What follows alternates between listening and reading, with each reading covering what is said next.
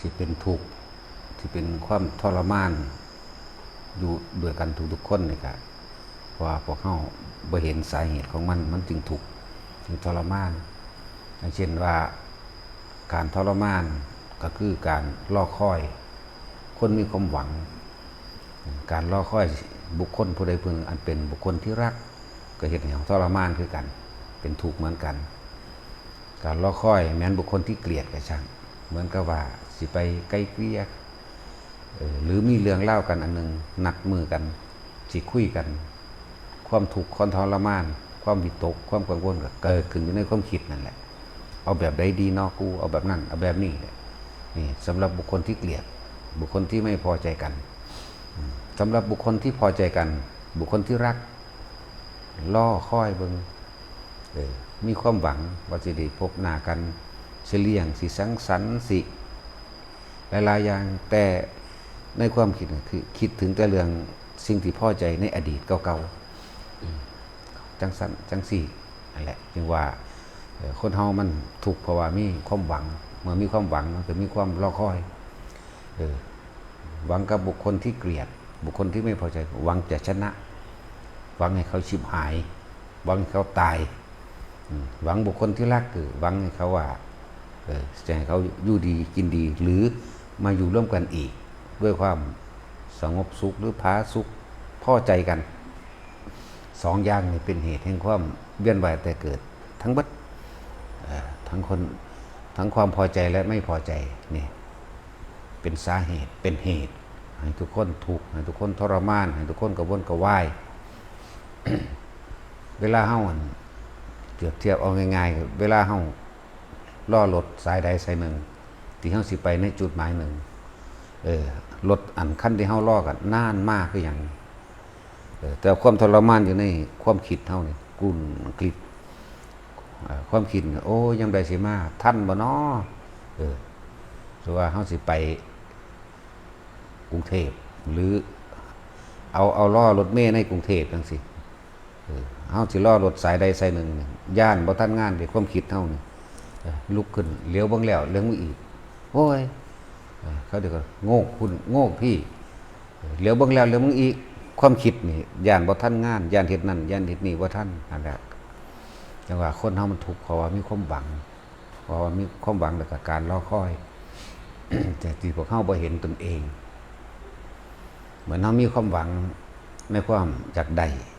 บัดนี้อยากได้นั่นอยากได้นี่ความคิดของเฮาสินึกปรุงแต่งไปพบก็เกิดเวียนไปในหันเกิดแบบไรอารมณ์ความรู้สึกเดี๋ยวก็ถ้าบ่ได้จังสั่นดิถ้าบ่ได้จังซี่เด้เนี่ยอารมณ์เกิดปนกันไปบางครั้งก็โมโหบางครั้งก็บ่พอใจนั่นแหละพบมันเกิดตอนที่เฮาคิดไปพร้อมมีอารมณ์ไปพร้อมเองว่าความทุกข์ความทรมานคนก็คือความหวังความรอคอยจุดหมายแบบโลกมันก็เป็นแบบนี้อยู่แล้ว แหละถ้าคนมีธรรมได้ยินได้ฟังธรรมและวิธีการระงับดับความคิดเจ้าของนี่แหละเพื่อสิเฮ็ดให้พ้นออกจากความทุกข์ความทรมานความรอคอยความหวังความอยากได้ความอยากดีความอยากมีความอยากเป็นถ้าว่ามีธรรมะพุทธเจ้ามาเป็นเครื่องเบรกห้ามใจมาเป็นเครื่องดำเนินชีวิตมาเป็นแนวทางคิดแนวทางเว้าแนวทางการกระทำนี่คนนั้นผู้นั้นที่ทุกข์ตลอดกาลเลยจังว่าธรรมะจึงมีคุณค่าสำหรับทุกๆคนมันเป็นความจริงที่ทุกๆคนประสบพบมาแล้วทุกคนมีความรอคอยทุกคนมีความหวัง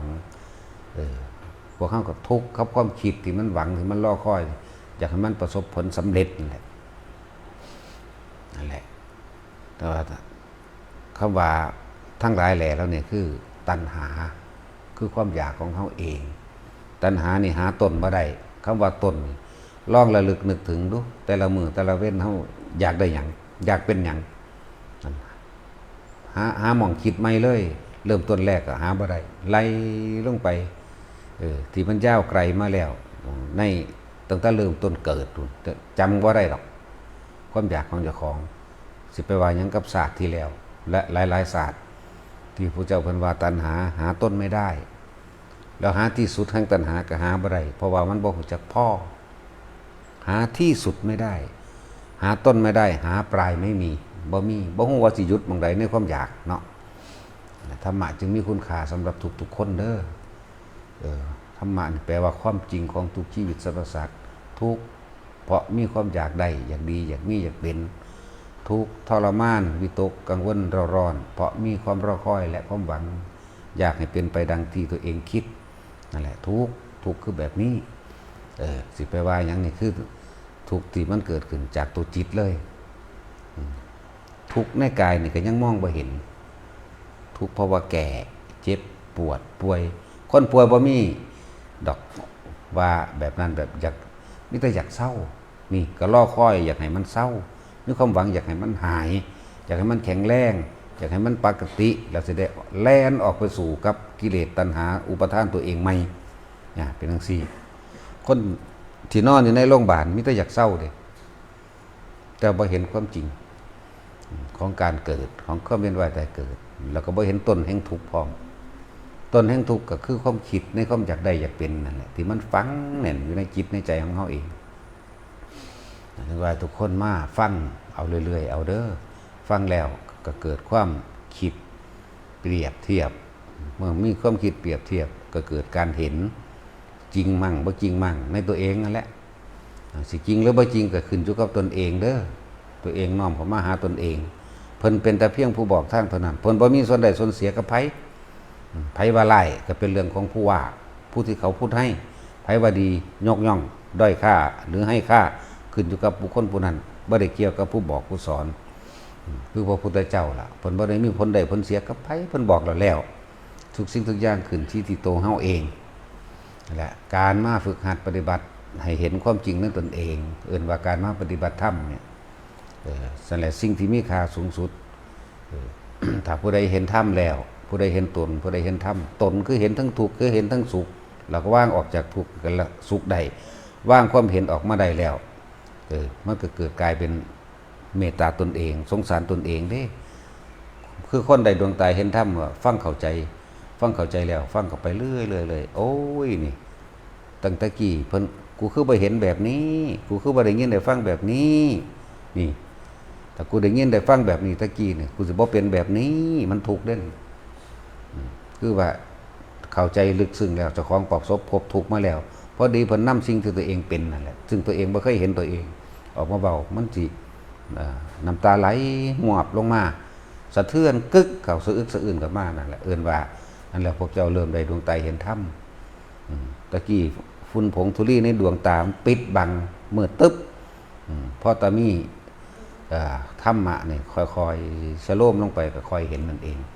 แหละถ้าผู้ใดฝึกหัดปฏิบัติได้แล้วสิ่งที่เข้าใจดอกว่าธรรมะเนี่ยแหละคือสิ่งที่มีค่าสูงสุดแล้วเฮาสิมอบสิ่งที่มีค่าสูงสุดให้กับบุคคลที่เฮารักลูกหลานพ่อแม่ปู่ย่าตายายผู้มีพระคุณนะเฮาสิได้ชักจูงชักชวนเข้ามาเพราะว่ามีทางเดียวเท่านั้นที่สิเฮ็ดให้พ้นจากทุกข์ได้คือการหมดสิ้นตัณหาหมดความอยากถ้าหมดความอยากแล้วก็คือนิพพานนั่นเองบ่มีความอยากได้และบ่มีความอยากเป็นเบิดถ้าบ่อยากได้บ่อยากเป็นการรอคอยก็บ่มีความหวังก็บ่มีอดีตบ่มีอนาคตบ่มีคนเฮาจมอยู่ในอดีตปรุงแต่งไปสู่อนาคตแต่ผู้รู้อยู่ในปัจจุบันได้แล้วบ่มีอนาคตแล้วก็บ่มีอดีต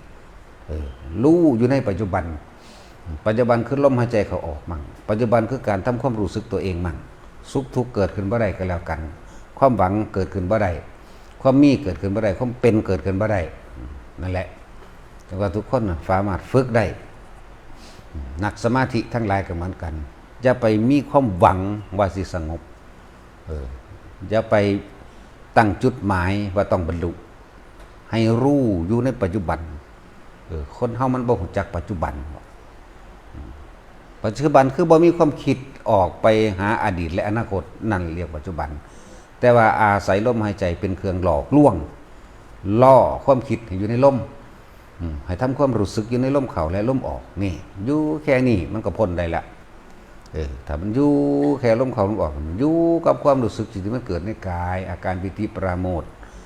มันก็พ้นได้แล้วที่มันบ่พ้นเพราะว่ามันคิดหาแต่ว่าพวกนักทำสมาธิทั้งหลายเทคนิคของการสงบคือบ่อยากสงบเทคนิคแห่งความสำเร็จคือบ่อยากสำเร็จบ่อยากเป็นหยังใดๆทั้งสิ้นรู้อยู่ในปัจจุบันอันนี้ควรอันนี้บ่ควรในแต่ละปัจจุบันนะขณะนั้นอันนี้ควรเหตุอันนี้บ่ควรเหตุอันนี้เป็นประโยชน์มากประโยชน์น้อยประโยชน์โลกนี้ประโยชน์โลกหน้าหรือประโยชน์ผู้อื่นเนี่ยมันจะอยู่จังซี่แหละความเป็นและความตายมันบ่ได้สำคัญอีหยังกับเพิ่นเป็นหรือตายบ่ได้มีความหมายอีหยังอีกเนี่ยนั่นแหละคือผู้เพิ่นว่างแล้วบ่มีสุขบ่มีทุกข์อีหยังกับเพิ่นแสดงไปตามกิริยาของโลกซื่อๆของคนนั่นแหละกิริยาของโลกก็เลยโลกก็คือคนนี่แหละก็คือโลกทั้งสั้นแหละเอาพอ